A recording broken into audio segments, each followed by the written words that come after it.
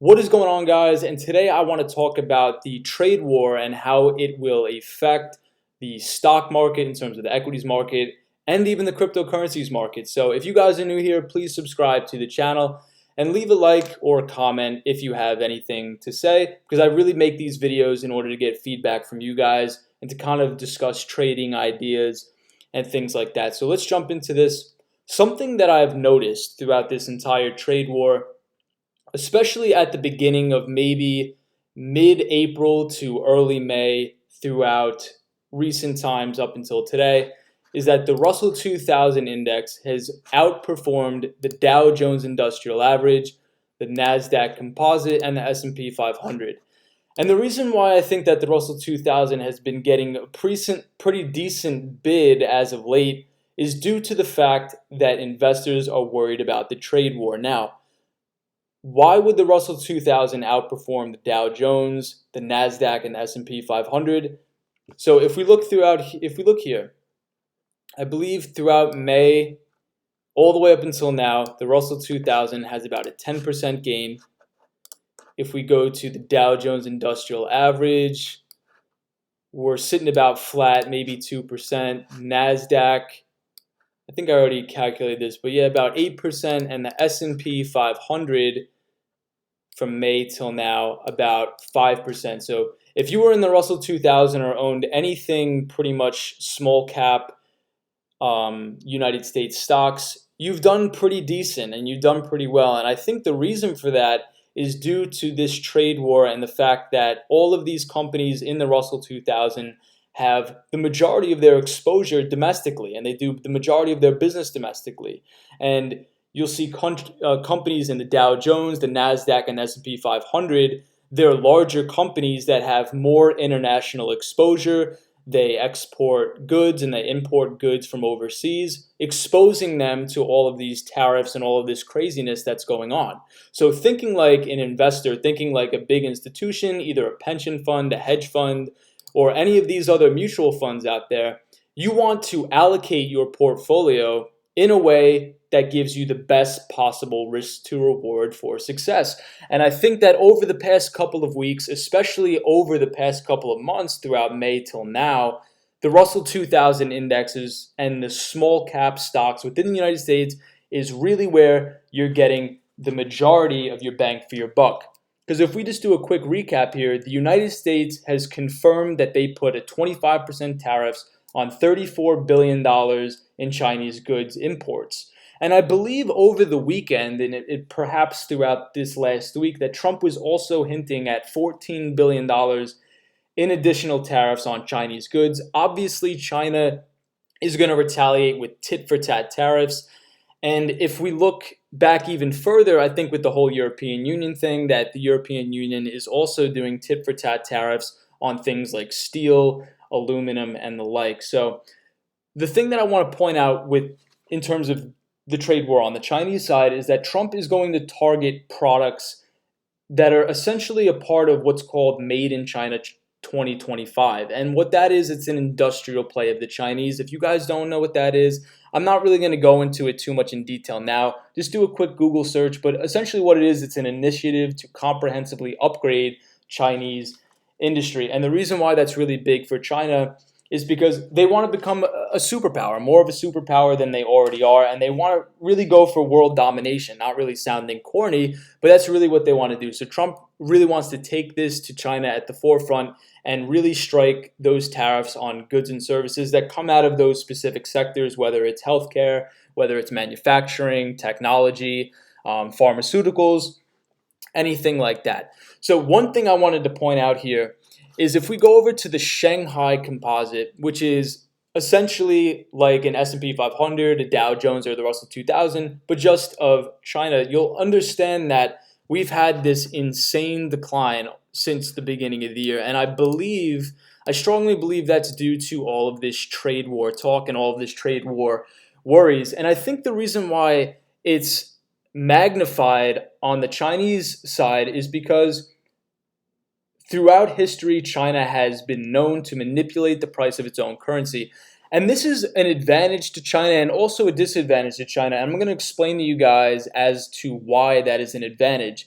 So the reason why China will manipulate the price of its currency is they'll essentially try to make it weaker, right? So Chinese stocks, if you look at Chinese stocks, they're falling in tandem with Chinese currency called the yuan. And the yuan has been declining versus a rising US dollar. So the most effective way for China to retaliate against any sort of US tariff is to weaken the yuan, right? And the reason why they want to do that is so they can make their exports cheaper to overseas buyers, plain and simple. If you guys want to know a little bit more about that and have me go in a little bit more detail, definitely leave me a comment down below. But if you just go to Investors Business Daily or Barron's and search Chinese trade war, you'll probably find a couple articles and a little bit more of an explanation on why China would want to suppress their own value of their own currency. So there's trade-offs to everything, right? If you're going to suppress the value of your currency in order to gain some sort of a trade advantage, you're also going to have repercussions on the other side. And one of the main concerns, and I'm pulling this straight from Barron's, is that a concern is that this can spark a cycle of capital outflow, that the central Chinese bank spent more than $1 trillion in reserves attempting to halt. So fearing further currency weakness, Chinese companies, corporations, and even individual investors may begin selling out of either the yuan or a lot of their Chinese stocks, amplifying the weakness in not only the currency, guys, but the overall health of the economy in China. And I think that's what we're seeing here, because a lot of the countries around the world aren't too happy and aren't too keen with the fact that China's artificially manipulating the price of their currency, but that's neither here nor there. I just want to kind of give you guys an understanding on my thought process around this stuff, and that is probably not a good idea to be in any sort of Chinese equities right now. So the comparison that I really want to make and the push that I really want to make is that if you keep seeing news about all of this trade war, Trump imposing more tariffs and the Chinese imposing more tariffs, I think the best bet to where you're going to get a good bang for your buck in terms of the stock market is going to be in the Russell 2000 or smaller cap stocks that mainly do business domestically. The majority of their revenue is in tandem with the United States. They really don't deal with too much abroad. And an example of this is Harley Davidson. And the reason why I wanted to bring up an example of Harley Davidson is because if you'd notice, when Trump just got elected, he actually invited Harley Davidson to the White House, and he was talking about how it's pretty much going to be the poster child for Make America Great Again, how Harley Davidson's a great American company and how he's going to stand by them. So last week I was reading this article, and it was kind of funny because it says that Harley Davidson warned on Monday that European Union retaliation for Trump tariffs on steel and aluminum would cost nearly $100 million a year, forcing the company to shift some production out of the United States. So I'm not going to go through this whole article, but I'm definitely going to leave it in the description down below because I really want to know what you guys think about this. But essentially the article is saying that Trump got on Twitter, as he always does, and he started bashing Harley Davidson, saying how they're a weak organization, how they don't want to stand strong and still manufacture their motorcycles in the United States, and how they're giving into this trade war and how they don't really want to aid Donald Trump in the trade war. But Trump really has to put himself in the shoes of not only the US consumers, which are paying more for products and services now, but also companies that are doing business abroad, right? Internationally, not just domestically, because they're getting hit with all of these tariffs as well. So if you're a car maker, if you're GM or whatever, and you need to purchase aluminum or steel from overseas, you're going to get hit with a tariff.